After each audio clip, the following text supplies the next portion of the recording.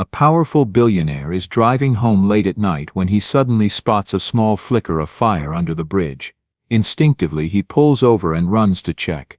Expecting danger, he instead finds a homeless woman sheltering her child while cooking a simple meal. And when that woman invites him to share her modest dinner, he has no idea this moment will force him to make a decision that changes everything. But before we continue, let us know where you're watching from, and remember to subscribe to the channel, because what happens next will impact you more deeply than you imagine. Daniel Wright loosened his tie as he pulled out of the parking garage, the echo of the Planning Commission meeting still ringing in his ears. Another approved project. Another old neighborhood about to be transformed into gleaming commercial space. Another win for Wright Development. The numbers were good, the projections were solid. The city was pleased. So why did he feel so hollow? The rain had stopped an hour ago, leaving the streets slick and reflecting the streetlights.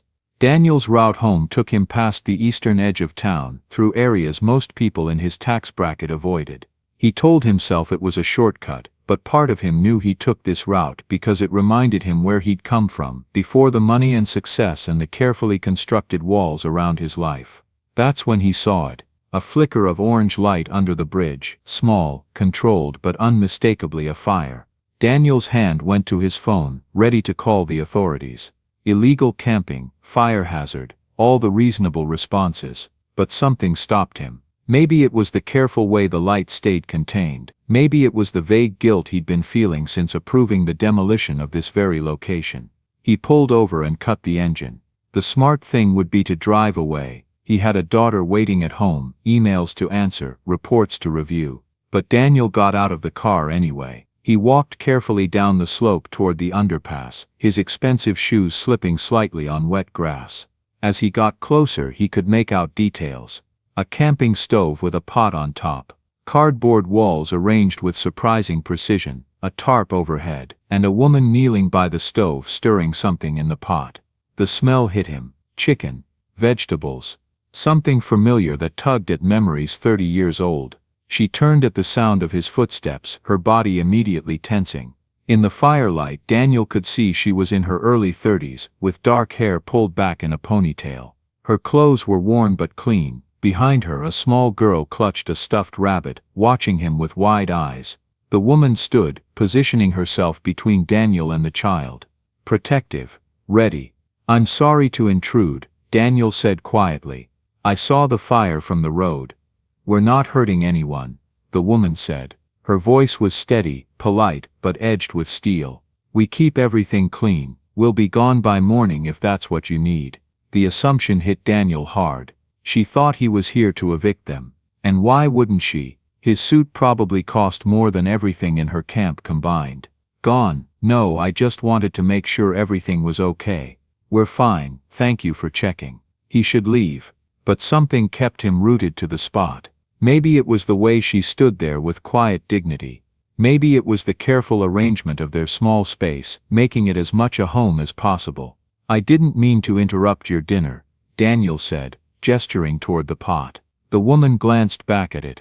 "It's almost ready, just needs a few more minutes." "What are you making?" "Chicken and dumplings." Daniel's breath caught. The smell, the pot, the way she stirred it all suddenly made sense. "My grandmother used to make that. She'd cook it on a little camp stove just like that one, when we'd go fishing." The woman's expression softened slightly. "It's a good meal for a camp stove. Easy to make, filling." She was from Kentucky. Never could convince her to use the fancy kitchen we bought her. She said food tasted better when you made it simple. "My mother was from Kentucky too. Small town called Harlan." Daniel felt something click. "Harlan. My grandmother grew up there, left when she was 18, but never really left, if you know what I mean. Kept every tradition, every recipe." He paused. "I'm Daniel. Daniel Wright." He saw recognition flash across her face, saw her defenses snap back. Of course she knew who he was. "I know who you are," she said carefully. "You're planning to develop this area, aren't you?" Daniel felt uncomfortable. He'd just spent 2 hours approving the destruction of this woman's home. The Planning Commission approved the project last month. Construction won't start for at least 6 months, and we're working on relocation assistance. He stopped himself. Listen to him, talking about relocation assistance like it was kindness instead of displacement. I'm sorry, this isn't why I came down here. Why did you come down here, Mr. Wright? Honestly, I don't know. I saw the light and just stopped. There was a long silence. The woman seemed to weigh something. I'm Emily, she said finally. Emily Carter, and this is my daughter Lily. The little girl gave a small wave but stayed behind her mother.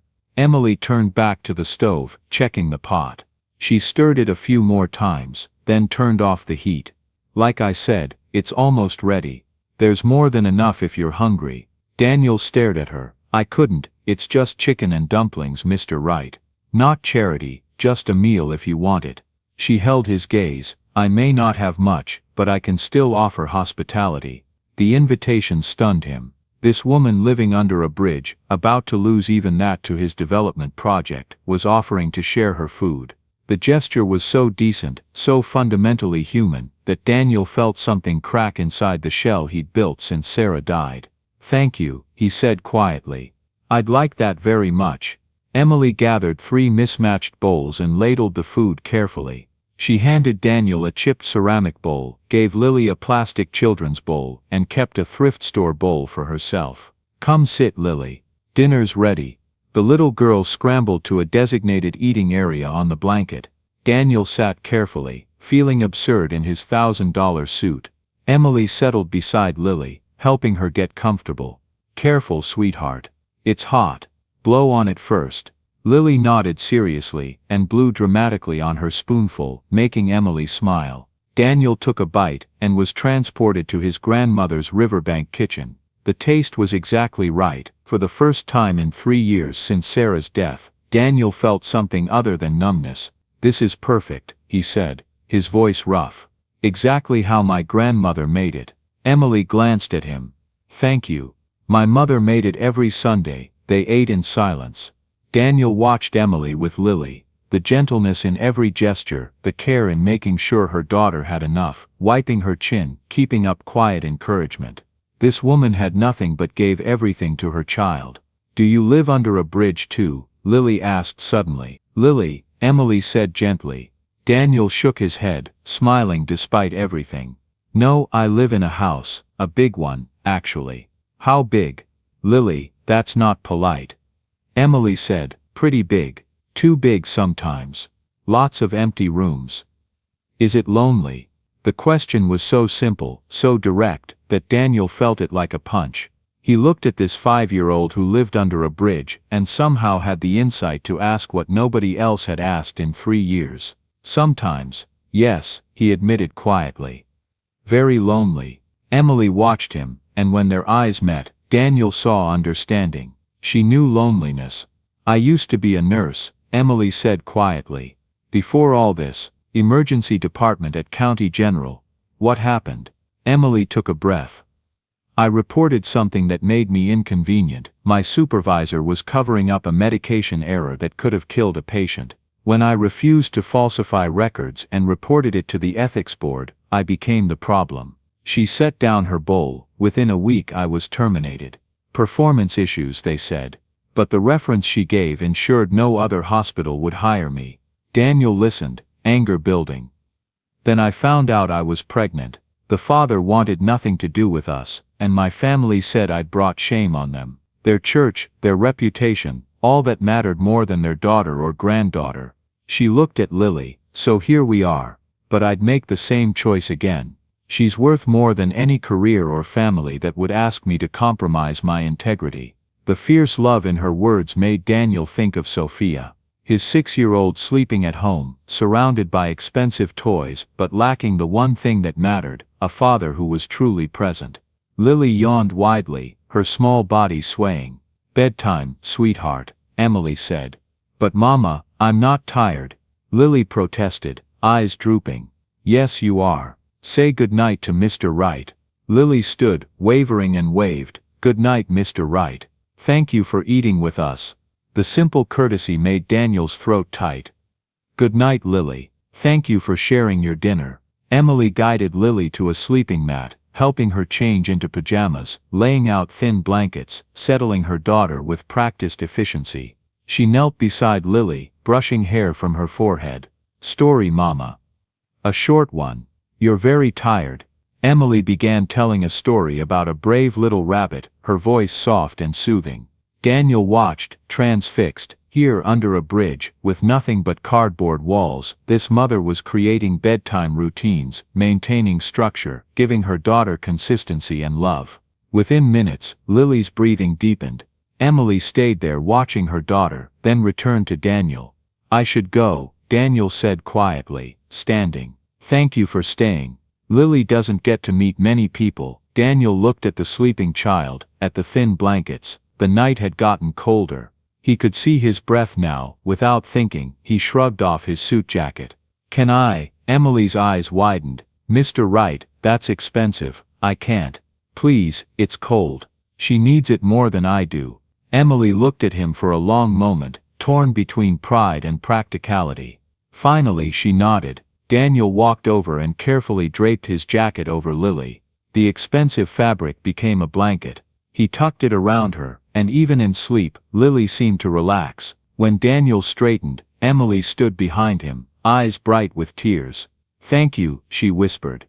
It's just a jacket. No, it's kindness. Real kindness, not pity. There's a difference. Emily walked him back to his car. At the door, Daniel paused. Emily, you mentioned construction won't start for 6 months, but after that, I know, we'll figure something out. We always do. The quiet acceptance somehow made it worse. I'm sorry. You don't need to be sorry, you're just doing your job.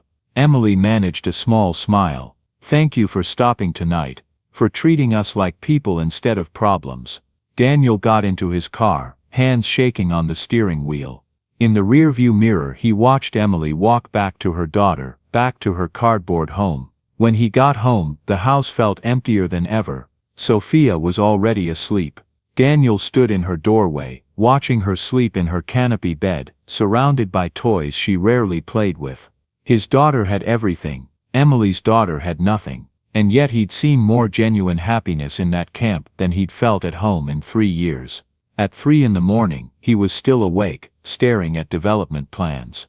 Clean lines, efficient use of space, projected returns, and somewhere under a bridge, a woman and her daughter slept, wrapped in thin blankets and a stranger's jacket.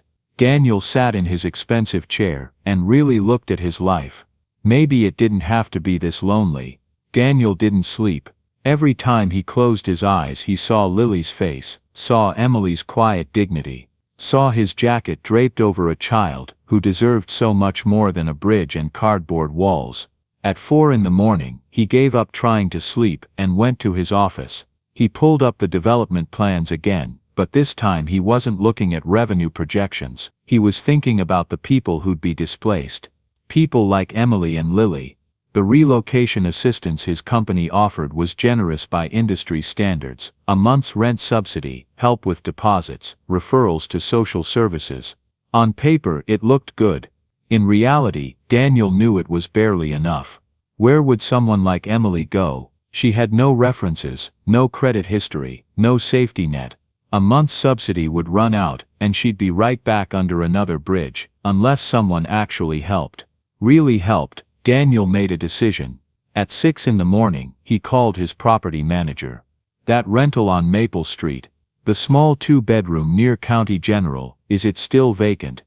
Yes sir, we've had a few inquiries, but nothing solid. Take it off the market. I have a tenant. Should I send you the standard lease? No, I'll handle this one myself. After he hung up, Daniel sat back, his mind racing. He knew what he was about to do could be seen as charity, and Emily had made it clear she wouldn't accept that. So he'd have to be smart about it. Make it a genuine business arrangement. Give her dignity along with help. But first he had to deal with the immediate problem. The camp sweeps Emily didn't know were coming. Daniel made another call, this one to a contact at City Hall. The homeless encampment sweeps. When's the one scheduled for the Eastern Bridge? Tomorrow morning actually. 7 a.m. Daniel's stomach dropped. Tomorrow he had less than 24 hours. Can you delay it?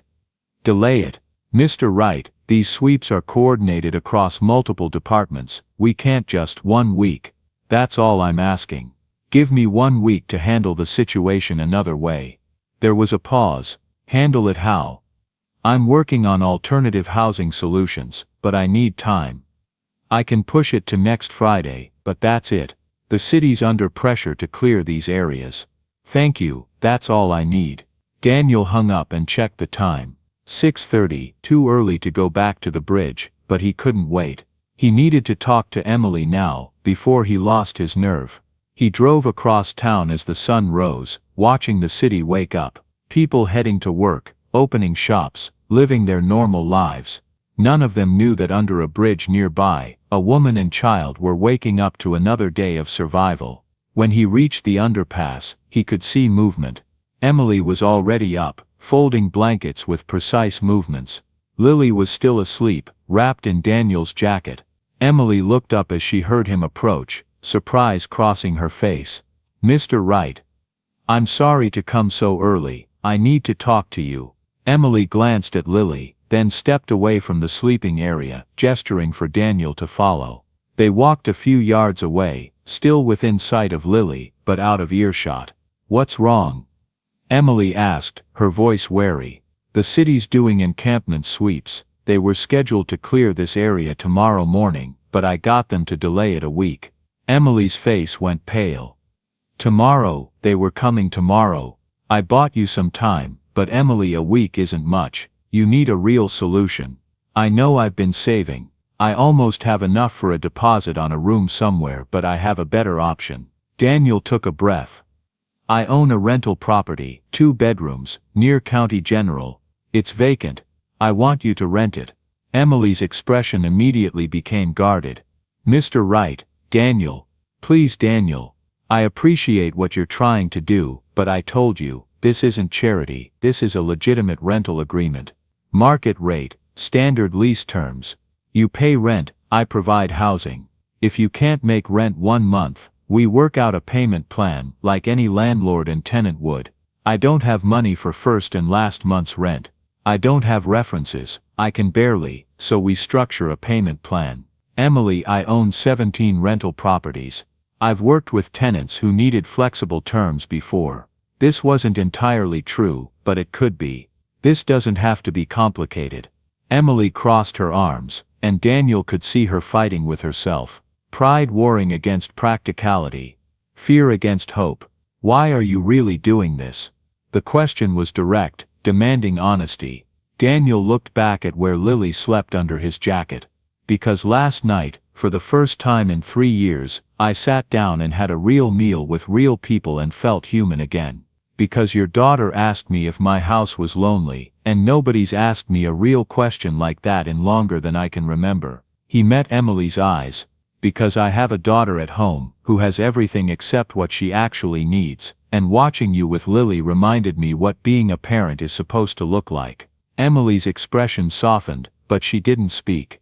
"And because," Daniel continued, his voice quieter, "I'm about to demolish this bridge in 6 months, and I can't live with myself if I don't at least try to help the people I'm displacing. Not with a month's subsidy and a referral to social services, but with real actual help. You can't save everyone." "No, but I can help you, if you'll let me." Emily looked at him for a long moment. "I need to think about it." "Of course, but Emily, you should know." Before he could finish, voices echoed from the far end of the underpass, rough voices getting closer. Emily's whole body tensed, and Daniel turned to see 4 young men emerging from the shadows. Even from a distance he could tell they were looking for trouble. "Well, look at this," one of them said, grinning. "Didn't know this spot was occupied. Nice setup you got here." Emily immediately moved toward Lily, positioning herself between the sleeping child and the approaching men. Daniel stepped forward, blocking their path. "There's no problem here," Daniel said calmly, "just leave them alone." The men focused on him for the first time, taking in his expensive watch, his car keys. "Oh, we got ourselves a hero," the leader said. He was maybe 20, with hard eyes that had seen too much too young. "Even better. This your girlfriend?" "Just leave," Daniel repeated. The leader pulled out a knife, small, but sharp enough to be dangerous. "See, the problem is, this is kind of our territory. You want to stay here, there's a fee, and your boyfriend here, he looks like he can afford it. Daniel's heart hammered, but he kept his voice steady. I'm going to pull out my wallet very slowly. I'm also pulling out my phone. You should know I'm recording this, and it's uploading to a cloud server in real time. You can take the money and leave, or you can do something stupid and have your faces all over the news by tonight. It was a bluff. He hadn't started recording, but his hand was steady, his voice carried the confidence of someone used to negotiations. The young men exchanged glances, the leader's bravado faltered. How much you got? 200 cash. Daniel pulled out his wallet with one hand while holding up his phone with the other. The leader snatched the money, counted it quickly, then jerked his head at his friends. This place ain't worth the trouble anyway. They left, footsteps echoing away. Daniel lowered his phone, his hands shaking now with adrenaline. Behind him he heard Lily stirring, woken by the commotion. Mama, the little girl's voice was scared. Emily rushed to her, gathering her close. It's okay, sweetheart. Everything's okay. But it wasn't okay. Daniel saw Emily's hands trembling as she held Lily, saw the fear in the child's eyes. This was their reality, this was what they faced every day. Daniel turned to Emily. This isn't safe. Not for you, and definitely not for Lily. Emily looked up at him, still holding her daughter. Then please consider my offer. Not as charity, as a business arrangement between two adults who both know what it's like to have something to protect. Emily looked down at Lily, who was clutching her rabbit tightly, eyes still wide with fear. When she looked back up at Daniel, he saw the moment she made her decision. Show me the lease. Relief flooded through Daniel. I'll bring it this afternoon. Can you meet me somewhere, maybe the library? The library's good. 2 o'clock. 2 o'clock. Daniel started to leave, then turned back. Emily, pack everything you want to keep. If you agree to the lease, I want you out of here today. Not tomorrow, not next week. Today. That fast. Those men might come back, and the city might not wait the full week. I want you and Lily somewhere safe. Now. Emily nodded slowly. Okay. Okay. We'll be ready. As Daniel drove home, his mind was already working through logistics. He'd need to have the house cleaned, utilities turned on, make sure everything was ready. He'd need to draw up a lease that was fair, but gave Emily the flexibility she needed. When he got home, Sophia was just waking up. She came downstairs in her pajamas, rubbing her eyes. Daddy, you're home early. Daniel pulled her into a hug, holding her tight. I am, princess. I took the morning off. Really? Sophia pulled back, surprised. Daniel realized how rare that was, how often he'd chosen work over moments like this. Really? What do you say we have breakfast together? Just you and me. Sophia's face lit up. Can we make pancakes? We can make anything you want. As they cooked together, Sophia carefully measuring flour, while Daniel mixed, both of them laughing when they spilled milk. Daniel felt something shift. This was what mattered. Not meetings and revenue projections, but moments like this, being present, being there. He thought about Emily, who had nothing but gave Lily everything that truly counted. Time. Attention. Love. Daniel was going to do better, starting today. 2 hours later, Daniel stood in front of the small yellow house on Maple Street, seeing it through new eyes. He'd owned this property for 3 years and never really looked at it. Now he noticed the porch that needed painting, the yard that needed mowing, the loose board on the front step. He called his property manager. I need the Maple Street house ready by this afternoon. Full cleaning, utilities on, everything functional. This afternoon. Mr. Wright, that's impossible. Make it possible, and send someone to fix that loose board on the porch. I want this place safe. He spent the morning at his lawyer's office, drawing up a lease. His attorney raised an eyebrow at the terms. You're sure about this payment structure? It's very flexible. I'm sure. And the below market rent? That's the fair price for this property in its current condition. It wasn't, but his lawyer knew better than to argue. Daniel took the lease and headed to the library, arriving 10 minutes early. He found Emily and Lily in the children's section. Lily was reading a picture book while Emily watched her with that careful attention Daniel was learning to recognize. Emily. She looked up, and Daniel saw the exhaustion in her face. She'd probably been packing all morning, making impossible decisions about what to keep and what to leave behind. "Can we talk somewhere private?" Daniel asked. They found a study room, while Lily stayed in the children's section under the watchful eye of the librarian, who clearly knew them well. Daniel spread the lease on the table. "Read it. Take your time. Ask questions." Emily read carefully, her finger tracing each line. Daniel watched her face, saw the moment she got to the rent amount. "This is below market rate. That's what I charge for this property." "Daniel, it's a small house that needs work." "That's the rate, non-negotiable." Emily continued reading. When she finished, she looked up at him. "This is fair. Very fair, almost too fair. It's a standard lease with flexible payment terms. You're a single mother starting over. Any decent landlord would work with you. Most landlords wouldn't. Then most landlords are short-sighted." Daniel leaned forward. "Emily, I want you to understand something. This is business. You pay rent, I provide housing. You're not doing me a favor by accepting. I'm not doing you a favor by offering. This is a mutual arrangement between adults." Emily studied him for a long moment. "You really believe that, don't you?" "I do." She picked up the pen he'd brought, and signed her name at the bottom. Her hand shook slightly, but her signature was clear. "Thank you," she said quietly. "Don't thank me. This is business, remember." But they both knew it was more than that. They both knew something had shifted between them under that bridge, something that couldn't be defined by lease agreements and rent payments. "When can we move in?" Emily asked. "Today, right now if you want. I had the house cleaned this morning. Utilities are on, it's ready." Emily's eyes widened. "Today, but our things, are they still at the bridge?" "Yes, I packed what I could, but let's go get them. My car's outside." An hour later they stood under the bridge loading Emily's belongings into Daniel's sedan. It was heartbreaking how little there was. 2 duffel bags of clothes. A box of kitchen supplies. Lily's small collection of books and toys. The camping stove. A few blankets. "Is this everything?" Daniel asked.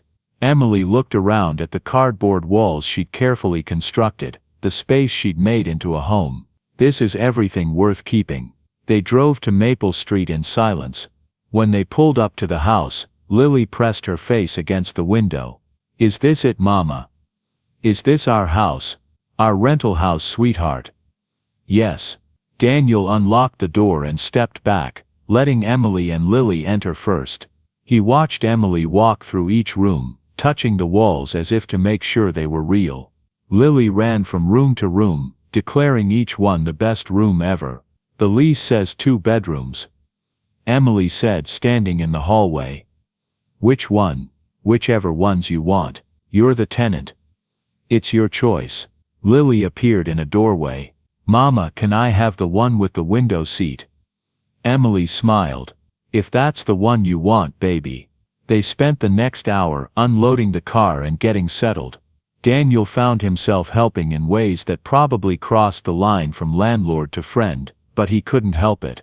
He showed Emily how the temperamental kitchen faucet needed to be jiggled just right, helped Lily arrange her books on the window seat, made sure the heater was working properly. Finally, everything was inside. The house looked sparse with so few belongings, but it was clean and warm and safe. "I should go," Daniel said. "Let you get settled." Emily walked him to the door. "Daniel, I know you said not to thank you, but then don't. Just take care of Lily. That's all the thanks I need." As he drove away, Daniel looked in his rearview mirror and saw Emily and Lily standing on the porch of their new home. The image made something in his chest loosen. That evening he picked up Sophia from her after-school program himself instead of sending the housekeeper. "Daddy." Sophia's surprise was evident. "You came." I did. How was school? For the first time in months Sophia actually told him, not just fine but real details about her day, her friends, her teacher, and Daniel listened, really listened, asking follow-up questions, engaging with her stories. At dinner Sophia said, "Daddy, you're different today." "Different how?" "I don't know. Just different. Good different." Daniel thought about Emily, about the example she'd set, about how presence mattered more than presence. "I'm trying to be better, princess. Do you think I'm doing okay?" Sophia considered this seriously. Yeah. "I think you are." That night, as Daniel tucked Sophia into bed, she asked, "Can you do this more? The picking me up and having dinner and everything." "I'm going to try. I promise I'm going to try." "Okay." Sophia yawned. "I like it when you're here." After she fell asleep, Daniel sat in his study thinking. He'd spent 3 years in a fog of grief and work, missing his daughter's childhood. He'd built a successful business while failing at the one job that actually mattered, being a father. But maybe it wasn't too late to change. Emily had shown him that much. She'd lost everything and still managed to be the parent Lily needed. Daniel had everything and had been failing Sophia. No more. He made a decision right then. He'd restructure his schedule, delegate more, be present more, starting with Thursday afternoons. Those would be sacred time with Sophia. No meetings, no calls, no work, just father and daughter. It was a small start, but it was a start. 3 weeks passed. Daniel kept his distance from Emily and Lily, which was harder than he'd expected. He wanted to check on them, make sure they had everything they needed, but he'd promised this would be a normal landlord-tenant relationship. So he stayed away, focusing instead on being a better father to Sophia.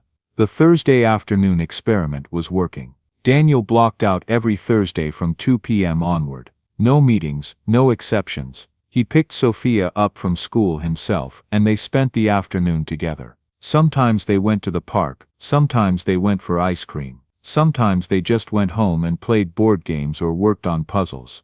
It was during the 4th Thursday that everything changed. Daniel arrived at Sophia's school at 2:15 as usual. But instead of finding his daughter waiting on the bench where she usually sat, he found her talking animatedly with another little girl, Lily, and standing nearby, talking with one of the teachers, was Emily. Daniel's heart did something unexpected in his chest. He hadn't seen Emily in 3 weeks, and the sight of her hit him harder than it should have. She was wearing scrubs. She must have picked up work at the clinic she'd mentioned. Her hair was pulled back, and she looked tired but somehow more at peace than when he'd last seen her. "Daddy," Sophia spotted him and ran over. "Look, this is Lily. She just started at our school." Daniel looked at Emily, who'd turned at Sophia's exclamation. Their eyes met across the schoolyard, and something passed between them. Recognition, connection, something neither of them was quite ready to name. "Mr. Wright," Emily said, walking over. "I didn't realize Sophia went to school here. I didn't realize you'd enrolled Lily. This is the public school, not," he stopped himself, "not the private school he could afford, the one with the waiting lists and the hefty tuition." "It's a good school," Emily said firmly. "The teachers are excellent and it's walking distance from the house. I wasn't criticizing, I just meant." Daniel wasn't sure what he meant. He was flustered, and he was never flustered. "Can Lily come over?" Sophia asked, bouncing with excitement. "Please, Daddy, we could play in the backyard, and I could show her my art supplies, and sweetheart, I'm sure Lily and her mother have plans," Emily said gently. "We don't have plans," Lily said with a child's brutal honesty. "We were just going to go home and do homework." Sophia turned pleading eyes on her father. "Please." Daniel looked at Emily, trying to gauge her reaction. She looked uncertain, clearly not wanting to impose but also not wanting to disappoint the girls. "It's okay with me, if it's okay with your mother," Daniel said carefully. Emily hesitated. "I have a shift at the clinic in 2 hours. I can watch both of them." Daniel heard himself say, "I don't have any work this afternoon. I could bring Lily home before your shift ends." "I couldn't ask you to." "You're not asking, I'm offering." Daniel met her eyes. "It's just childcare, Emily. Not a favor, just 2 parents helping each other out." Emily looked at Lily, who was already holding Sophia's hand, both girls radiating hope. "Okay, but Lily, you have to be on your best behavior." "I will, Mama, I promise." They worked out logistics. Daniel would bring Lily home by 5:30, giving Emily time to get to her 6 o'clock shift. As Emily headed to her car, Daniel found himself watching her walk away, noticing things he shouldn't be noticing. The way she moved, the set of her shoulders, the grace she maintained even when she was clearly exhausted. "Daddy, come on." Sophia tugged at his hand, and Daniel realized he'd been staring. At his house, the girls ran straight to the backyard. Daniel followed, intending to supervise, but ended up just watching. Sophia showed Lily the swing set she rarely used. They chased each other around the yard, their laughter filling the space that had been silent for so long. When they finally came inside, flushed and happy, they settled at the kitchen table with snacks and homework. Daniel sat with them, helping where needed, but mostly just observing. "Your house is really big," Lily said, looking around with wide eyes. "Yeah," Sophia agreed. "Sometimes it feels too big." "Is it still lonely?" Lily asked, and Daniel remembered their first conversation under the bridge. Sophia considered this. "Not today. Today it's not lonely at all." Daniel felt something shift in his chest. His daughter was right. The house wasn't lonely today. It was filled with children's voices, with life, with the energy that had been missing for so long. Later, while the girls played in Sophia's room, Daniel found himself thinking about Emily, about how she was working at a clinic, making her own way, refusing to be dependent on anyone. About how she'd enrolled Lily in public school, instead of asking him for help with private school tuition.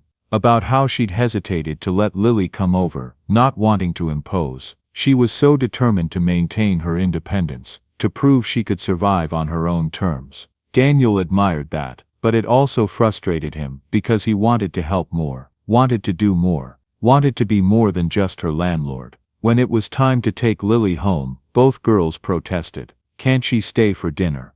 Sophia asked. "Her mother has to go to work, princess." Another time. Daniel drove Lily to the yellow house, pulling up right at 5:30 as promised. Emily was waiting on the porch, and she came down to the car as Lily scrambled out. "Thank you so much," Emily said. "I hope she wasn't any trouble." "No trouble at all, she's a great kid." Daniel paused. "Emily, can I ask you something?" "Of course. How would you feel about a regular arrangement? I pick up Sophia every Thursday afternoon, and we could pick up Lily too. Give them time to play, give you time to work. It would help me out, actually. Sophia's happier with a friend around." Emily looked uncertain. "I don't want to take advantage." "You're not, I'm the one asking. And honestly, it would be doing me a favor." Sophia's been different lately. Happier. More open. And today, with Lily here, she was more herself than I've seen her in years. Emily studied him. "Why are you really offering this?" Daniel chose his words carefully. "Because I have a daughter who needs a friend, and because I think our girls are good for each other. That's all." It wasn't all, but it was true enough. "Okay," Emily said finally. "Thursday afternoons. But I want to be clear, this is a mutual arrangement. If it becomes a burden, you tell me."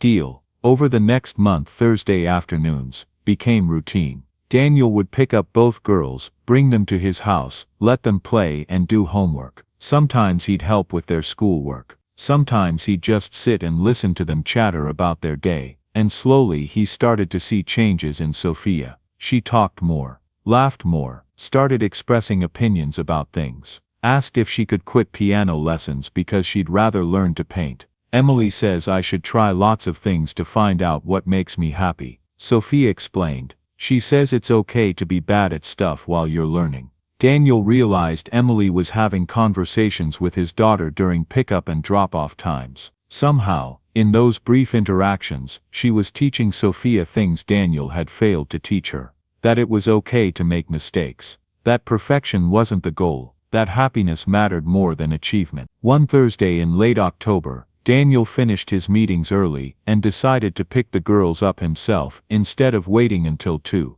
He drove to Emily's house, thinking he'd surprise them. Through the front window he could see them. Emily was at the card table helping both girls with homework. She was laughing at something Lily had said, and Sophia was giggling too, completely relaxed in a way Daniel rarely saw. He stood on the sidewalk, just watching. Emily pointed something out in Sophia's workbook, and his daughter nodded, understanding clicking into place. Then Emily stood up and went to the kitchen, returning with apple slices for both girls. It was such a simple scene, homework and snacks and laughter. But it made Daniel's chest ache with something he couldn't name. This was what Sophia had been missing. Not expensive toys or private tutors, or the best of everything money could buy. Just someone who was present. Someone who listened. Someone who made her feel like she mattered.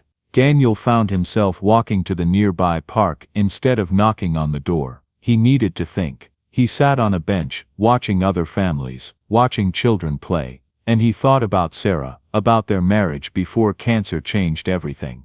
They'd been happy once. They'd been present with each other, present with Sophia. But after Sarah died, Daniel had shut down. He'd buried himself in work, telling himself he was providing for his daughter. But really he'd been running from pain, from grief, from having to feel anything at all. Emily had shown him a different way. She'd lost everything too: career, family, home. But instead of shutting down, she'd found a way to stay open, to keep loving Lily, to keep fighting for a better life. And somehow, without even trying, she'd taught Daniel how to start living again. When he finally went to collect Sophia, an hour later, Emily answered the door with a slightly confused expression. "I thought you weren't coming until later. Finished early. Thought I'd surprise them." Sophia appeared behind Emily. "Daddy, Emily was just showing me how to mix colors for painting." Daniel looked past his daughter to where Emily stood, paint on her hands, a smile on her face. Their eyes met, and something passed between them. Something warm and electric, and utterly terrifying. "That's great, princess." Daniel managed. "Did you have fun?" "So much fun. Can Emily teach me more next week?" Daniel looked at Emily. "If she doesn't mind." "I don't mind at all," Emily said softly. In the car on the way home, Sophia chattered about colors and painting, and how Emily said she had a real eye for art. Daniel listened, but his mind was on Emily, on the way she'd looked at him, on the warmth in her voice, on the growing realization that what he felt wasn't just gratitude anymore. That night, after Sophia was asleep, Daniel sat in his study and tried to sort through his feelings. Emily was his tenant. She was also becoming his daughter's friend's mother, which made her part of their social circle. And somewhere along the way, she'd become someone he thought about when he woke up, someone he looked for in crowds, someone whose smile made his day better. This was dangerous territory. Emily had made it clear she needed independence, needed to stand on her own. Getting involved with him, with the power imbalance of landlord and tenant, the financial disparity between them, could complicate everything. But Daniel couldn't stop himself from feeling what he felt, couldn't stop himself from wanting more time with her, more conversations, more of those moments when their eyes met, and understanding passed between them. He thought about Sarah, about the promise he'd made to her before she died. "Don't shut down," she'd whispered. "Find someone, be happy again. Sophia needs to see that love is possible, even after loss." Was this what Sarah meant? Was Emily that person? Daniel didn't know, but he knew he couldn't ignore what he was feeling anymore. He couldn't pretend this was just about Sophia needing a friend, or Emily needing a place to live. This was about two broken people finding their way back to life, together. The question was what to do about it. It happened on a Tuesday in early November. Daniel was at a conference 2 hours away, giving a presentation on urban development. His phone rang just as he was wrapping up the Q&A session. The housekeeper's number. His stomach immediately knotted. "Mr. Wright." Mrs. Chen's voice was panicked, speaking fast. "It's Sophia. She's burning up with fever, and she's not responding right. She tried to stand up and fell down. Her eyes aren't focusing. I don't know what to do." Daniel's blood turned to ice. "What do you mean not responding?" "She's confused. She's saying things that don't make sense, and she keeps shaking." "I'm scared, Mr. Wright. Call 911, right now. I'm on my way." Daniel was already running for his car, his presentation materials forgotten. "Where's Emily?" Emily Carter, Lily's mother. "She's a nurse. Call her, right now." He rattled off Emily's number as he ran through the parking lot. His hands shook so badly he could barely get his key in the ignition. The drive back was a nightmare. Every red light felt like an eternity. Every slow driver made him want to scream. His phone rang again. Emily's number. Daniel. Her voice was calm, controlled, professional. I need you to listen to me carefully. Sophia's temperature is 104.2. She had a febrile seizure about 5 minutes ago. The word seizure made Daniel's vision blur. He gripped the steering wheel harder. A seizure. His voice came out strangled. She's stable now. I'm with her. I've got her in recovery position. I'm monitoring her airway and breathing. The ambulance is on the way. This is scary, I know, but it's manageable. Do you understand me? Yes. Good. Now I need you to drive safely. Don't speed. Don't take risks. She needs you in one piece, not in a car accident. Can you do that for me? Yes. Daniel forced himself to breathe. To focus. Is she conscious? In and out. She's asking for you. I told her you're on your way. Emily, his voice broke. I've got her, Daniel. I promise you, I've got her. Just get here safely. The next 90 minutes were the longest of Daniel's life. He called Emily 3 more times during the drive, needing to hear her voice, needing the reassurance that Sophia was still breathing, still okay. Each time, Emily was patient and calm, talking him through what was happening, what the paramedics were doing, where they were taking her. We're at County General, Emily said on the 3rd call. They're getting her settled in the emergency department now. The doctors are with her. Are you staying with her? She won't let go of my hand. So yes, I'm staying. Something in Daniel's chest cracked at that image. His daughter, scared and sick, holding on to Emily like a lifeline. Thank you, he managed.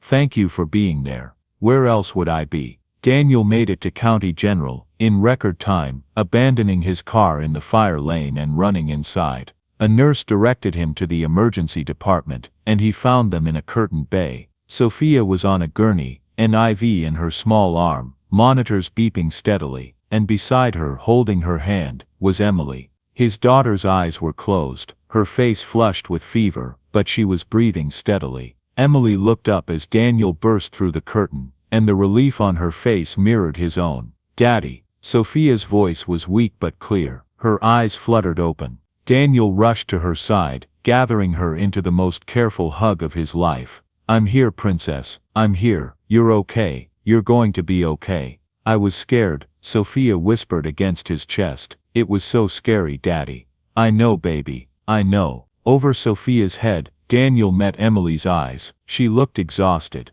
There was blood on her sleeve from the IV, probably, and her hair had come loose from its ponytail. But she was smiling, and her eyes were bright with tears of relief. A doctor appeared, a tired-looking woman in her 40s who pulled up Sophia's chart. Mr. Wright, I'm Dr. Patel. Your daughter is going to be fine. She had a febrile seizure which can be very frightening, but is actually quite common in young children with high fevers. We're getting her temperature down now, and we'll keep her overnight for observation. What caused the fever? Looks like a particularly aggressive flu strain. It hit hard and fast, but she's young and healthy. She'll recover fully. Dr. Patel glanced at Emily. She's very lucky that Miss Carter was there when it happened. You know Emily, we used to work together. Emily was one of our best emergency nurses. Dr. Patel looked at Emily with clear respect. If she hadn't been there, if she hadn't recognized the signs immediately and responded the way she did, she didn't finish the sentence, but she didn't need to. How bad could it have been? Daniel asked, though part of him didn't want to know. Dr. Patel's expression grew serious. Febrile seizures can cause serious complications if not managed properly. Airway obstruction is the biggest risk. If the child isn't positioned correctly, they can choke. There's also the risk of the seizure lasting too long, which can cause brain damage. The first few minutes are absolutely critical. She turned to Emily. You did everything exactly right. Textbook response. After Dr. Patel left to arrange for a room, Daniel sank into the chair on Sophia's other side. His daughter had fallen asleep again, exhausted from her ordeal. Emily started to stand, but Daniel caught her arm. Don't go, please. Daniel, you're here now. I should please stay. He couldn't explain the need, couldn't put into words why he needed her there. Just for a little while. Emily settled back into her chair. They sat in silence, both watching Sophia breathe. The monitors beeped steadily, The hospital hummed with activity around them. But in their small curtained space, there was just the three of them. "You saved her life," Daniel said finally, his voice rough. "I did my job." "This isn't your job, Emily. Your job is Thursday afternoon child care. Not medical emergencies, not dropping everything to rush over when my housekeeper calls in a panic. When you have a child in your care, everything becomes your job." Daniel studied her face, the dark circles under her eyes, the worry lines between her brows, the way she kept glancing at Sophia to make sure she was still breathing steadily. "You love her." It wasn't a question. Emily's hand, still holding Sophia's, tightened slightly.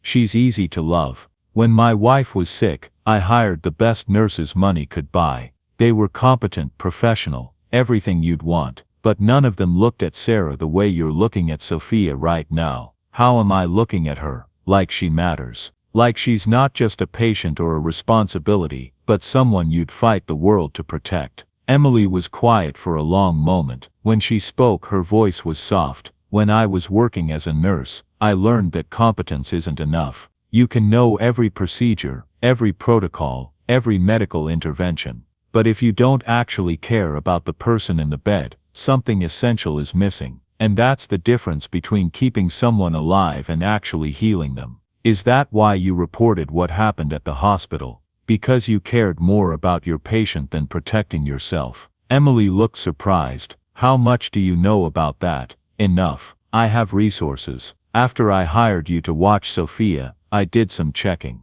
Not because I didn't trust you, but because I wanted to understand what happened." Daniel leaned forward. "You were right to report it, Emily. You did the right thing, even though it cost you everything." Tears welled in Emily's eyes. "It didn't cost me everything. I still have Lily. I still have my integrity. And I still have this." She gestured to Sophia. "The ability to help when someone needs it, even when there's no paycheck or recognition." A nurse appeared with paperwork, interrupting the moment. Daniel forced himself to focus on practicalities, insurance information, medical history, consent forms. Emily stood to give them space. "Don't go," Sophia's small voice said. Her eyes had opened again. "Please don't go, Emily. I'm just stepping outside, sweetheart. Your dad's here now." "I was so scared." Sophia's eyes filled with tears. "And then you came, and you knew what to do, and it wasn't scary anymore. Please don't leave." Emily looked at Daniel, clearly uncertain. He nodded. "I'll stay as long as you need me," Emily promised, settling back into her chair. They moved Sophia to a room an hour later. Daniel walked beside the gurney while Emily gathered their things. In the room, a nurse brought in a cot. "For you," she told Emily. "Dr. Patel says you're practically staff anyway, and the little one seems to sleep better with you here." Emily looked at Daniel questioningly. He nodded without hesitation. "Please stay." She settled onto the cot, and within minutes, Sophia's breathing had deepened into truly restful sleep. Daniel watched his daughter, then looked at Emily. "I can't pay you for this," he said quietly. "There's no amount of money that covers what you did tonight. I don't want payment." "Then what do you want?" Emily met his eyes across the dim room. "I want Sophia to be okay. That's all I've ever wanted." But Daniel saw something else in her expression. Something that matched the feelings he'd been fighting for weeks. Something that had nothing to do with money, or obligation, or any of the careful categories they'd constructed. "Emily, don't." She held up a hand. "Not tonight. Tonight let's just focus on her." She was right. But as Daniel settled back in his chair, keeping watch over his sleeping daughter, while the woman who'd saved her rested on a cot, a few feet away, he knew something fundamental had shifted between them. The question was what they were going to do about it. Sophia was discharged the next afternoon, with instructions to rest and finish her antibiotics. Daniel had already arranged to work from home for the rest of the week. Emily had called the clinic to explain she couldn't make her shifts, and Daniel had heard her gently refuse their offer of unpaid leave instead of termination. "It's fine," she'd said into the phone. "I understand, thank you for the opportunity." When she hung up, Daniel said, "You just lost your job because of me." "No, I lost a part-time job because I made a choice to be where I was needed.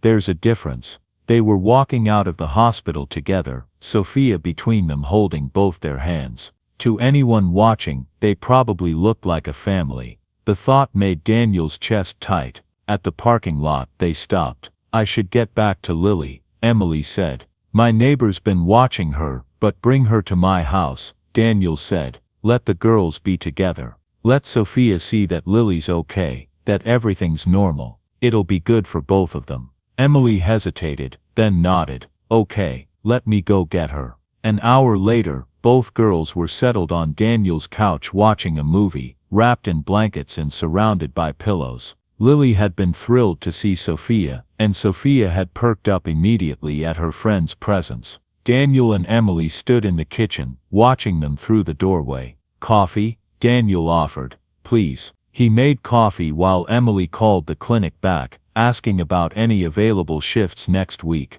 The answer was clearly no. She hung up with a sigh. "Job hunting again," she said, trying to keep her voice light. Daniel set a mug in front of her. "Emily, about what happened yesterday, you don't need to say anything." "Yes, I do. You saved Sophia's life, and I know you don't want money or payment or anything like that, but I need to do something." He took a breath. "I want to make you a formal offer. Not as your landlord, but as Sophia's father." Emily's expression became wary. "What kind of offer?" "I want you to be Sophia's official caregiver, not just Thursday afternoons, but full-time. A real position with a real salary, health insurance, everything." "Daniel, let me finish. You'd pick her up from school, help with homework, be there when I'm working. And part of the position would include continued medical training. I'll pay for you to take whatever courses you need to get your nursing certification fully updated. Not as charity, but as a job requirement. If you're going to be responsible for my daughter's health, you should have current medical credentials." Emily stared at him. "You're offering me a job with professional development benefits." "Yes, a good job with fair pay and benefits that match your qualifications. This isn't charity, Emily. This is me recognizing that you have skills I need, and making a proper business arrangement. And if I say no, then you say no." "But Emily, you just lost your clinic job because of Sophia. Let me make that right." Emily was silent for a long moment, clearly wrestling with herself. "How much are we talking about?" Daniel named a figure that made her eyes widen. "That's way more than that's market rate for a private medical caregiver with nursing credentials, which is what you'll be once you finish your certification courses." "I haven't finished them yet."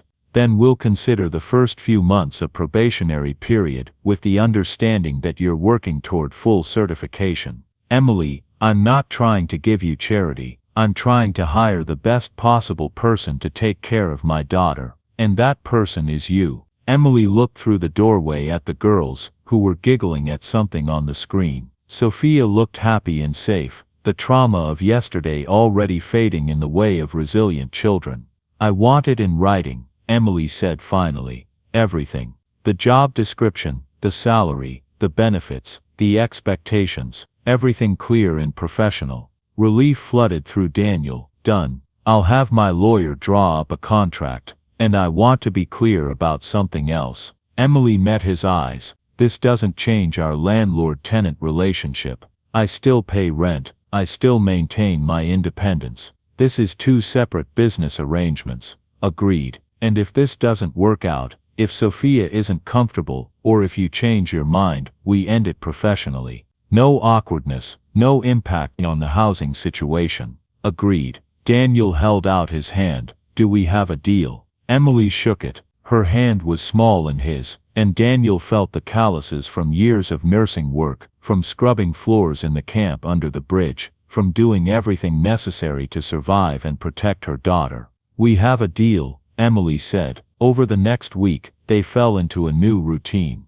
Emily brought Lily to Daniel's house each morning, where Mrs. Chen watched both girls until school. Then Emily attended her certification courses. In the afternoon, Emily picked up both girls from school, and brought them back to Daniel's house, where they did homework, and had snacks and played until Daniel came home. It was during one of these afternoons, that Daniel came home early and found something that made him stop in his tracks. He could hear them before he saw them, laughter coming from the backyard. He walked to the window and looked out. Emily was pushing both girls on the swing set, running back and forth between them to keep them both going. Sophia was laughing, head thrown back, completely uninhibited. And Emily was laughing too, her hair flying loose from its ponytail, her face bright with joy. Daniel found himself transfixed. He'd seen Sophia happy before, but never like this, never so free, so utterly herself. And Emily, she looked years younger, the weight of survival temporarily lifted.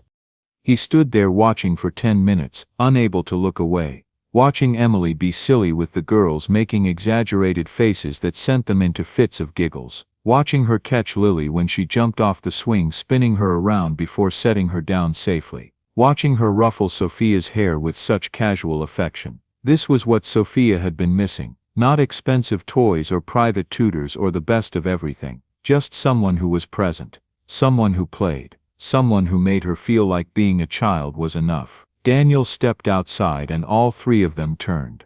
"Daddy," Sophia ran to him. "Look how high I can swing. I saw a princess. That's amazing." Emily had stepped back, suddenly professional again. "I didn't hear you come in, just got here." Daniel couldn't stop looking at her. At the flush in her cheeks from running, the smile still lingering on her face. Having fun.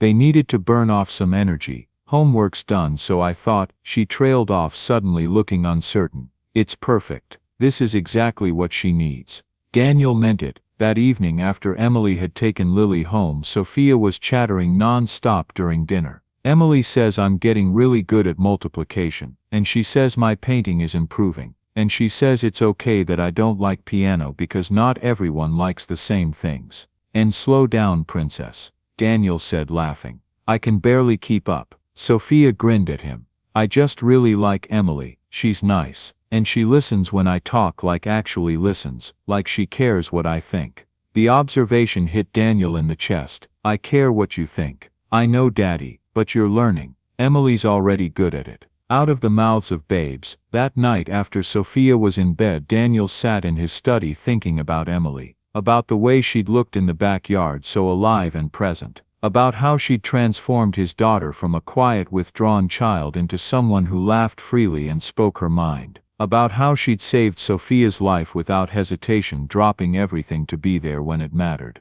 About how he thought about her when he woke up, looked for her throughout the day, felt disappointed when their interactions were brief and professional. This wasn't gratitude anymore. This was something deeper, something more complicated. Something that terrified him because he couldn't control it, couldn't predict it, couldn't manage it like a business deal. He was falling in love with Emily Carter. The realization should have panicked him, should have sent him running, but instead it felt inevitable. Like he'd been falling since that first night under the bridge when she'd offered him chicken and dumplings and treated him like a human being instead of a wealthy developer. The question was what to do about it. Emily had been clear about needing independence, about maintaining boundaries. Getting involved with him, with all the complications that would bring, could jeopardize everything she'd worked so hard to build. But Daniel also knew he couldn't keep pretending he felt nothing. Couldn't keep treating this as just a business arrangement when his heart raced every time she walked in the room. He thought about Sarah, about her final words to him. "Promise me you'll find someone else. Promise me you'll let yourself love again. Sophia needs to see that love doesn't end with loss." Was Emily that someone? Could Daniel risk his heart again, knowing how devastating loss could be? He didn't know, but he knew he couldn't ignore what he felt anymore. Something was going to have to change. Winter settled over the city, bringing shorter days and earlier darkness. The new arrangement with Emily worked smoothly. She picked up both girls from school, helped with homework, made sure they had healthy snacks and enough outdoor play. Daniel found himself coming home earlier, drawn by the sounds of life that now filled his house. Most evenings Emily would stay for dinner. It had started practically, she was there anyway. The girls wanted her to stay and it seemed silly for her to rush off to make separate meals. But it had become routine, become normal, become something Daniel looked forward to all day. One December evening Daniel arrived home to find his kitchen in cheerful chaos. The girls had talked Emily into making cookies and there was flour everywhere. "We're making snowman cookies," Lily announced, holding up a misshapen blob of dough.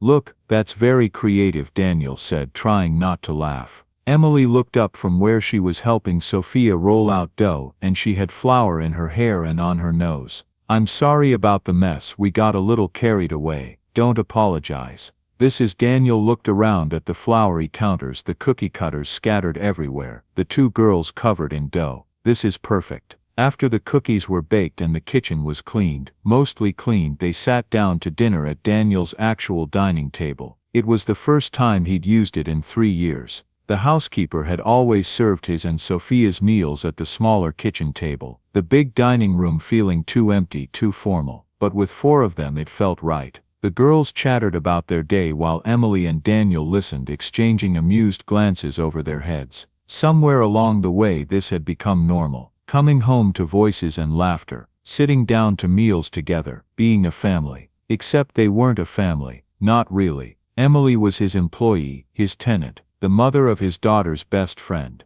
Nothing more, but it felt like more. After dinner, Daniel helped with bath time while Emily cleaned up. It was another routine they'd fallen into, sharing the everyday tasks of parenting instead of Daniel delegating everything to staff. When both girls were in their pajamas, they insisted on Daniel reading bedtime stories. They'd claimed the guest room next to Sophia's for these frequent sleepovers, and both beds were already made up with their favorite stuffed animals. Daniel read 3 books, then tucked them both in. Love you, Daddy, Sophia said sleepily. Love you too, Princess. Love you too, Mr. Right, Lily added, not wanting to be left out. Daniel's throat tightened. Love you too, Lily. He found Emily in the kitchen finishing the dishes. Without thinking, he picked up a towel and started drying. You don't have to do that. I know. They worked in comfortable silence. Then Emily said, Lily calls you her second dad. Daniel's hands stilled. What? To her friends at school, she talks about her mama and her second dad. Emily's voice was carefully neutral. I hope that's okay. I can talk to her if it makes you uncomfortable. No. It's Daniel set down the plate he'd been drying. It's okay, more than okay. Emily nodded, focusing intently on the soapy water. You're good with her, with both of them. You've changed a lot since that first night. You changed me. You changed yourself. I just reminded you what mattered. Daniel wanted to say more, wanted to tell her that it wasn't just about being a better father, that she'd reminded him how to feel, how to hope, how to imagine a future that looked like something other than an endless series of business meetings. But before he could find the words, his phone rang. A business emergency that needed his immediate attention. He spent the next hour on calls handling a crisis with a difficult client. When he finally hung up, exhausted, he found Emily sitting in the living room reading. I'm sorry, he said. That took longer than expected. It's fine, I was reading anyway. She closed her book. I should get going. It's late. Emily, wait. Daniel sat down across from her. Can I ask you something? Of course. Are you happy? With this arrangement, I mean. The job, the house, all of it. Are you happy? Emily looked at him for a long moment. I'm happier than I've been in years. Lily's thriving. I'm using my nursing skills again. We have a safe place to live. Why do you ask? Because I want to make sure this is working for you. Not just practically but really working. That you're not just surviving anymore but actually living. I am living. For the first time since everything fell apart, I feel like I'm building a life instead of just enduring one. Emily's voice was soft. You gave me that chance, Daniel. You gave yourself that chance. I just provided some resources. You provided dignity. That's worth more than resources. They sat in silence for a moment, the air between them heavy with things unsaid. Finally Emily stood. I really should go. It's almost 11. Daniel walked her to the door. In the doorway Emily paused. Thank you, she said, for everything you've done for us. You thank me every day by being who you are, by taking care of Sophia like she's your own. Daniel stopped, not trusting himself to continue. Emily looked up at him, and in her eyes he saw the same confusion he felt, the same awareness of something building between them, the same fear of naming it. Good night, Daniel. Good night, Emily. He watched her walk to her car, watched her drive away, and felt the familiar ache of wanting more, of wanting to call her back, of wanting to tell her that this arrangement they'd built wasn't enough anymore because somewhere along the way he'd fallen in love with her, but he didn't, because Emily needed stability, she needed security, and complicating their carefully balanced relationship with feelings might jeopardize everything they'd built. So Daniel closed the door and went upstairs to check on the girls. They were both sleeping soundly, Lily in the guest room that had become hers in all but name, Sophia in her own bed. His daughter had everything now: a father who was present, a friend who felt like a sister, a caregiver who loved her like her own child. They'd built something beautiful here, something that worked. Daniel just had to figure out how to be satisfied with that, even when his heart wanted more. Spring arrived with unexpected warmth. The girls begged to go to the park every afternoon, and Daniel found himself saying yes more often than no, rearranging his schedule to join them. It was on one of these afternoons in late April that everything came to a head. They were at the park near the school, all four of them. The girls were on the playground while Daniel and Emily sat on a bench watching them. "You're thinking too hard again," Emily said, not looking at him. "How can you tell? You get this little crease right here." She tapped her own forehead. Sophia does the same thing when she's concentrating on her art. The casual observation, the familiarity of it made Daniel's chest tight. "I was thinking about how normal this feels. Is that bad?" "No, it's just different from how I thought my life would be." He watched the girls who were attempting to cross the monkey bars together. "When Sarah died, I thought I was done with feeling, done with connection, done with anything that wasn't about work and making sure Sophia had what she needed. And now I realize I wasn't living. I was existing, going through motions." He turned to look at Emily directly. "You changed that. Not just for Sophia, for me." Emily was quiet for a moment. "You changed things for us too. Before we met you, I was so focused on surviving that I forgot we could do more than that, could actually build a life. So where does that leave us?" The question hung in the air between them. Emily finally looked at him, and Daniel saw uncertainty in her eyes. "I don't know," she said quietly. "All I know is that when I imagine my future now, you're in it, both of you, and that terrifies me." "Why?" "Because I've lost everything before, Daniel. My career, my family, my sense of self. I survived it, but barely." Her voice dropped to barely above a whisper. "And if I let myself..." She stopped abruptly. "If you let yourself what?" Emily stood up abruptly. "The girls are watching. We'll talk about this later." But Daniel stood too, gently catching her arm. "Emily, please, I need to understand what you're feeling." She looked at where his hand rested on her arm, then back at his face. "What I'm feeling is complicated. You're my employer, my landlord, Sophia's father. There are so many layers here, so many ways this could go wrong, or it could go right. How does this go right when there's such an imbalance between us?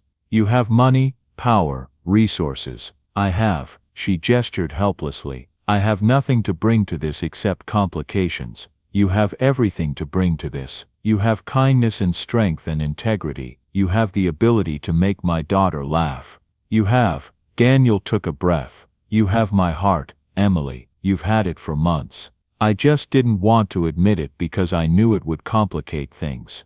Emily's eyes widened. "Daniel, I know the timing is terrible. I know the power dynamics are complicated. I know there are 100 reasons why we shouldn't do this." He moved closer. "But I also know that I can't keep pretending I don't feel what I feel. Can't keep acting like you're just my employee or my tenant, when every time you walk in a room, my whole day gets better."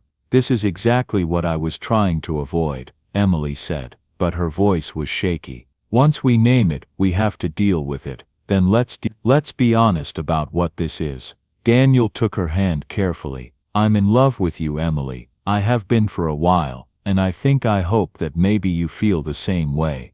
Tears welled in Emily's eyes. "Of course I feel the same way. How could I not? You've been nothing but kind and generous and patient. You've given us stability and safety, and..." She stopped, wiping at her eyes. "But that's exactly the problem. How do I know these feelings are real, and not just gratitude? How do I know I'm not just falling for the person who saved us? Is that what you think this is?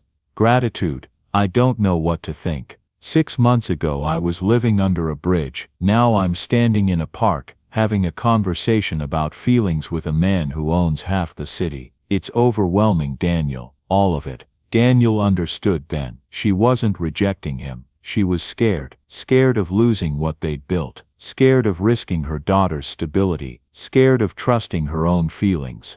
Okay, he said gently. Okay, we don't have to figure this out right now. We don't have to make any decisions or changes. We can just be honest about what we're feeling, and take it slow. How slow? As slow as you need. I'm not going anywhere, Emily. Whether this takes months or years to figure out, I'm here. The job stays the same. The housing stays the same. Nothing changes unless you want it to. Emily looked at him for a long moment. You really mean that? I really mean it. She squeezed his hand. That's what scares me most. That you mean it. That this isn't just some passing thing. That if I let myself trust this, it might actually be real. It is real. Mama, Daddy, come push us on the swings. The girls' voices interrupted them, and Emily quickly wiped her eyes. They walked over to the swings, and for the next hour they played with the girls, pushing them higher and higher, while they shrieked with laughter.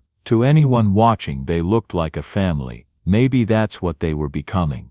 That evening, after Emily had taken Lily home, Daniel sat with Sophia at bedtime. Daddy, are you and Emily friends? The question caught him off guard. Yes, princess, we're friends. Good friends. Like best friends. Why do you ask? Sophia shrugged. You smile a lot when she's here. And you look sad when she leaves. That's how I feel about Lily. She's my best friend, and I'm happy when she's here, and sad when she's gone. Daniel pulled his daughter close. Yes, Emily and I are good friends. I hope you stay friends forever. I like it when she's here. Me too, princess. After Sophia fell asleep, Daniel sat thinking about what Emily had said, about not knowing if her feelings were real or just gratitude, about being scared to trust something good after losing so much. He understood. He'd felt the same way for months, telling himself his feelings for Emily were just appreciation for how she cared for Sophia. But he knew better now. This was love, complicated, messy, inconvenient love, but love nonetheless. The question was how to help Emily see that her feelings were just as real, how to give her the time and space she needed without pushing her away. Daniel didn't have the answers, but he knew one thing: he wasn't giving up. He'd wait as long as it took for Emily to trust in what they were building, because some things were worth waiting for, and Emily Carter was worth everything. 6 months later, on a warm October afternoon, Daniel and Emily stood in front of a small church on the outskirts of town.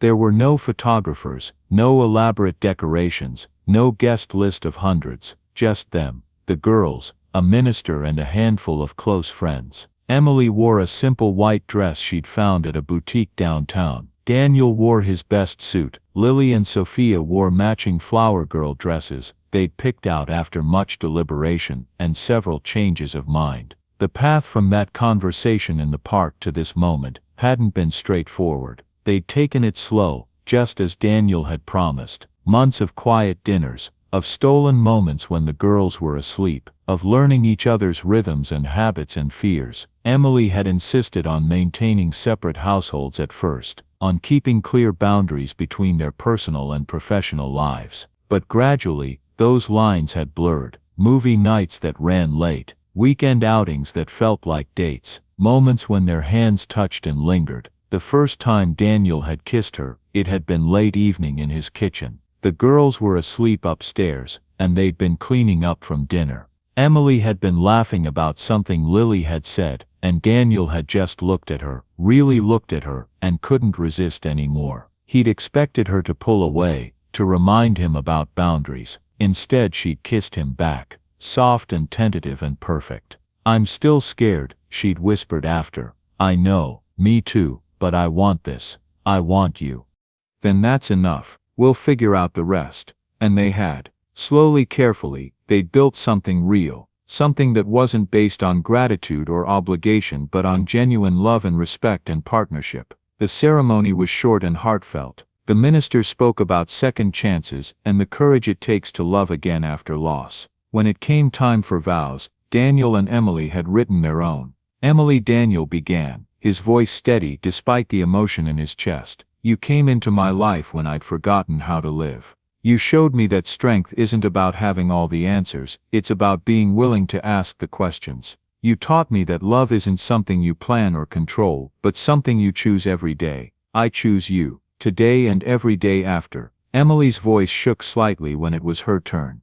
Daniel, you saw me when I was invisible. You gave me dignity when I'd forgotten I deserved it. You showed me that kindness isn't weakness and that asking for help isn't failure. But most importantly, you showed Lily what a good man looks like, what a real father should be. I choose you, not because you saved us, but because you stood beside us and let us save ourselves. The minister pronounced them married, and Daniel kissed Emily gently while the girls cheered. It wasn't a fairy tale ending because it wasn't an ending at all. It was a beginning. The reception was held at the Yellow House, their house now, all of them. Emily had initially resisted moving into Daniel's larger house. The Yellow House is home, she'd said. That's where we became a family. So Daniel had listed his big house for sale and moved into the small yellow one. They'd painted it together, all four of them, and made it truly theirs. There was no catered meal, no expensive wedding cake. Instead they ordered pizza and Emily made a simple cake herself, with help from both girls. It was slightly lopsided and the frosting was uneven, but it was perfect because they'd made it together. Friends came and went throughout the afternoon. Mrs. Chen, who'd become like a grandmother to both girls. The librarian who'd given Emily and Lily refuge on cold days. Dr. Patel, who'd brought a gift, a part-time nursing position at County General whenever Emily was ready. As evening fell and guests departed, the four of them sat on the porch swing. Lily and Sophia were curled together, fighting sleep. Daniel had his arm around Emily. No regrets, he asked quietly. Not a single one. Emily looked at their daughters. This is exactly right. Sophia's eyes opened briefly. We're a real family now, right? We've been a real family for a while, Princess, Daniel said. But now it's official, Lily added sleepily. Later, after putting the girls to bed in their shared room, they'd refused separate bedrooms even when offered. Daniel and Emily stood in the kitchen washing dishes. Thank you, Emily said softly. For what? For being patient. For understanding why I needed time. For not making this about grand gestures or proving something. She turned to face him. For just being you.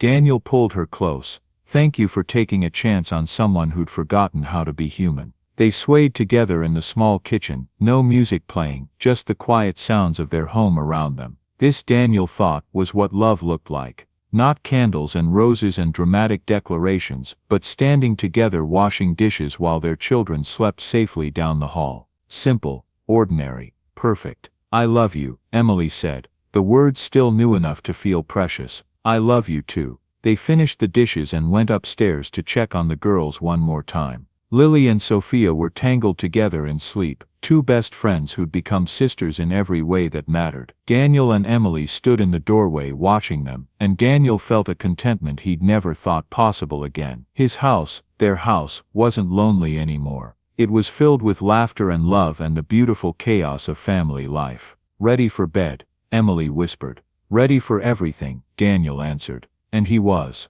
Ready for tomorrow and all the tomorrows after that. Ready for homework help and skin knees and parent-teacher conferences. Ready for ordinary days and extraordinary moments. Ready for love in all its messy, imperfect glory, because that's what they built together. Not a fairy tale, but something real. Something earned through patience and trust and choosing each other every single day. And that was worth more than any fairy tale could ever be. 5 years later, on a sunny Saturday in May, Daniel pulled the car into a familiar parking lot. The Eastern Bridge looked different now, transformed in ways he never could have imagined that night. He first stopped to investigate a small fire under the overpass. Tell us again about the first time you met Mama, Lily asked from the back seat. She was 10 now, all long legs and curiosity, but she never tired of hearing the story. Sophia, 11 and already showing signs of becoming a talented artist, rolled her eyes affectionately. We've heard it a million times. But I like it, Lily insisted. Daniel glanced at Emily in the passenger seat. She smiled and nodded. I was driving home from a boring meeting, Daniel began, and I saw a fire under that bridge. I almost didn't stop. I almost drove right past. But you didn't, Lily said, knowing her line. No, I didn't. And I met a woman who was making chicken and dumplings on a camping stove, and her daughter who asked if my house was lonely. It was lonely, Lily said solemnly, but not anymore. Not anymore, Daniel agreed. They got out of the car and walked toward the community center that now stood where the bridge encampment used to be. Instead of Daniel's originally planned commercial complex, the space housed something entirely different. The Wright Carter Family Center, the sign read. Inside were efficiency apartments for people experiencing homelessness, a medical clinic where Emily worked 2 days a week, a community kitchen that served meals every evening, a child care facility where parents could leave their children safely while they worked or looked for housing. Today was the 5th anniversary celebration of the center's opening. People milled around, current residents and former residents, volunteers and staff, all celebrating what the center had accomplished. Mr. Wright, a young woman approached, holding the hand of a small boy. I wanted to thank you again. We've been in our own apartment for 6 months now, and I start nursing school in the fall. Daniel recognized her, Maria, one of the first families they'd helped. That's wonderful, Maria. Congratulations, Miss Emily helped me with the application. She's been amazing. After Maria moved on, Lily tugged on Daniel's hand. Did you really want to build stores here instead? I did, Daniel admitted. I thought that's what the city needed. But your mom taught me that sometimes people need something different than what we think they need. It had been Emily's idea, actually. 6 months after their wedding, when Daniel's development company was still planning the commercial project, Emily had asked a simple question: what if instead of stores we built something that actually helped people? Daniel had initially dismissed it. The commercial project was approved. The investors were lined up. The revenue projections were solid, but Emily had persisted, gently pointing out that he had the resources to do something truly meaningful. You changed your life by stopping to check on one family, she'd said. Imagine what you could do if you made that your actual mission. It had taken months of negotiation with investors, with the city, with his own board of directors. But eventually, Daniel had restructured the entire project. Some investors had walked away, others had stayed, inspired by the vision. The Wright Carter Family Center had opened 3 years ago. It provided temporary housing, job training, medical care, and child care. Everything people needed to transition from homelessness to stability. Emily ran the medical clinic, using all those nursing skills that had once cost her everything. She'd fought to get her full license reinstated, and now she trained other nurses in trauma-informed care for vulnerable populations. Mama, Sophia called from across the room. They're ready for the ceremony. The anniversary celebration included the opening of a new wing, an art therapy studio where children could process their experiences through creativity. Sophia had helped design it, despite being only 11. Daniel and Emily stood together at the front of the room while the mayor gave a speech about community partnership and innovative solutions to homelessness. But Daniel wasn't really listening. He was watching Emily, seeing the pride in her face as she looked around at what they'd built together. After the ribbon cutting, a reporter approached them. Mr. Wright, this is quite different from your usual development projects. What inspired the change? Daniel looked at Emily, who nodded encouragingly. I used to think success was measured in revenue and profit margins. Then I met someone who showed me that real success is measured in lives changed and communities strengthened. Everything I've learned about what matters, I learned from her. The reporter turned to Emily. And you, Mrs. Wright, you went from living under this very bridge to running a medical clinic here. What would you say to others in similar situations? Emily thought for a moment. I'd say that circumstances don't define you. That with support and opportunity and people willing to believe in you, anything is possible. I'd say that asking for help isn't weakness, it's wisdom. And I'd say that sometimes the people who save you aren't the ones who give you handouts. They're the ones who give you dignity. After the reporter left, the family walked through the center together. They visited the apartments, the clinic, the kitchen, the child care facility. At each stop, people greeted Emily with warmth and respect. She knew everyone's names, everyone's stories, everyone's struggles and victories. In the child care facility, they found a little boy who reminded Daniel of Lily at that age, big eyes, clutching a stuffed animal, trying to be brave despite obvious fear. His mother stood nearby, speaking with a caseworker about housing options. Emily knelt down to the boy's level. "Hi there. What's your name?" "Carlos," the boy whispered. "Hi Carlos, I'm Miss Emily. I used to live here too, you know. Not in this building, but under that bridge outside." Carlos's eyes widened. "Really, really. And you know what, it was scary sometimes. But I had my daughter with me, just like you have your mama. And as long as we had each other, we were going to be okay." "Are you okay now?" Emily smiled. "I'm more than okay. I'm happy, and you're going to be happy too." As they walked back to the car later, Lily slipped her hand into Emily's. "Mama, do you ever think about when we lived under the bridge?" "Sometimes," Emily said honestly. "Why? Was it scary?" "Very scary, but you know what got me through?" "What?" "Knowing that as long as I had you, I had everything that really mattered. The rest was just logistics to figure out." "And then you met Daddy," Sophia added, joining the conversation. "And then I met your father," Emily agreed, smiling at Daniel over the girls' heads. "And he helped us," Lily said. "We helped each other," Daniel corrected gently. "Your mom saved me just as much as I helped her, maybe more." At home that evening, after the girls were in bed, Daniel and Emily sat on the porch of their little yellow house. They'd added a swing a few years ago, and they sat together watching fireflies in the yard. "Happy?" Daniel asked, the same question he'd asked 5 years ago on their wedding night. "Impossibly happy," Emily answered, the same response she'd given then. She leaned against his shoulder. "You know what the best part is?" "What?" "None of this required magic. It just required people choosing to be kind.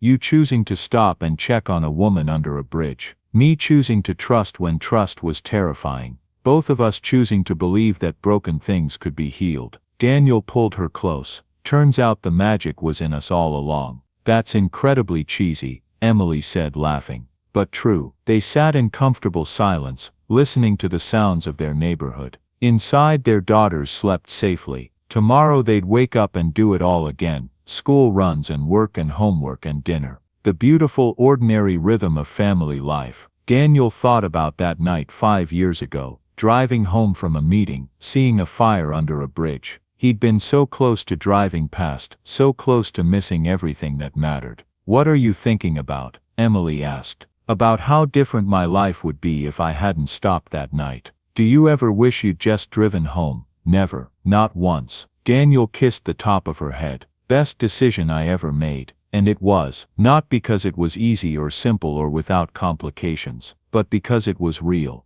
Because choosing to stop, choosing to see, choosing to care, had transformed not just his life, but dozens of other lives too. The Wright Carter Family Center had helped over 200 families transition from homelessness to stability. Emily's clinic had provided medical care to thousands, and their own family had grown from broken pieces into something whole and beautiful. All because one man had chosen to stop for a fire under a bridge. All because one woman had offered hospitality despite having nothing. All because 2 people had been brave enough to trust in kindness and love. The fireflies danced in the yard, tiny points of light in the darkness, and Daniel thought about what Emily had told Carlos earlier, that she'd once lived under that bridge too, scared and uncertain, but that everything had turned out okay, better than okay. Everything had turned out beautiful, because light could be found in the darkest places, and sometimes the smallest acts of kindness could illuminate entire lives. That was the real magic, not in fairy godmothers or lottery wins, but in human connection. In choosing to see each other, in choosing to care, in choosing love, again and again, every single day. "Ready for bed?" Emily asked. "Ready for everything," Daniel answered. And he was, ready for tomorrow and all the tomorrows after that. Ready for the continuing journey of building a life together. Ready for love in all its messy, imperfect, absolutely perfect glory. Because this was their story. Not a fairy tale, but something better, something real, something earned through patience and trust, and choosing each other every single day. And that was worth more than any fairy tale could ever be. Join us to share meaningful stories by hitting the like and subscribe buttons. Don't forget to turn on the notification bell to start your day with profound lessons and heartfelt empathy.